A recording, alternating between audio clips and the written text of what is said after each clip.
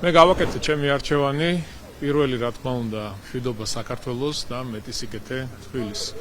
ერთადერთი ძალა, ვისაც დღეს რეალურად შეუძლია ქვეყანაში მშვიდობა შეინარჩუნოს, ეს არის ქართული ოცნება დემოკრატიული საქართველო. ერთადერთი ძალა, ვისაც რეალურად შეუძლია ქალაქის განვითარება გააგრძელოს, ეს არის ქართული ოცნება დემოკრატიული საქართველო. ჩვენ ბოლო წლების განმავლობაში ბევრი სასიკეთო მნიშვნელოვანი პროექტი განმახორციელეთ ჩვენ დედაქალაქისთვის, აბსოლუტურად ყველა მიმართულებით. თუმცა რჩება გამოწვევები, რჩება პრობლემები და ჩვენ მზად ვართ საზოგადოებას საარჩევნო კამპანიის ფარგლებში წარუდგინეთ კონკრეტული ხედვები თუ რა პროექტები იქნება განხორციელებული, რა გაკეთდება, თუნდაც ინფრასტრუქტურის მიმართულებით, თუნდაც ეკოლოგიური თვალსაზრისით, ეკოპოლიტიკის მიმართულებით, იგივე ჯანდაცვა, სოციალური პროგრამები, ახალი პროექტები, რომელიც დედაქალაქში იქნება ტრამვაის სახით, მეტროს სახით, ატრაქციონების პარკი და ასე შემდეგ. ძალიან ბევრი გვაქვს სალაპარაკო, ძალიან ბევრ პროექტზე მივაწოდეთ საზოგადოებას ინფორმაცია და რა თქმა უნდა მომდევნო 4 წელი იქნება საინტერესო და მნიშვნელოვანი ჩვენი. ბატონ კახი, მსხვილი ოპოზიციური პარტიები რომ არ იღებენ ამ არჩევნებში მონაწილეობას,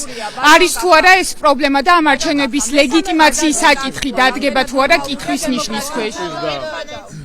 სიტყვის და გამოხატვის თავისუფლება არის დაცული ნებისმიერ ადამიანს. რაში გამოიხატება ეს პოლიტიკური ლიდერები რომ ციხეში არიან, ახალგაზრდები რომ ციხეში არიან, გისოსებს მიღმა 60-ზე მეტი ახალგაზრდა გამომწყდეული ბატონ კახი და რა სიტყვის თავისუფლებაზე საუბრობ? ბატონ კახი, თუ შეიძლება გითხარით. მოდი, წამოდი.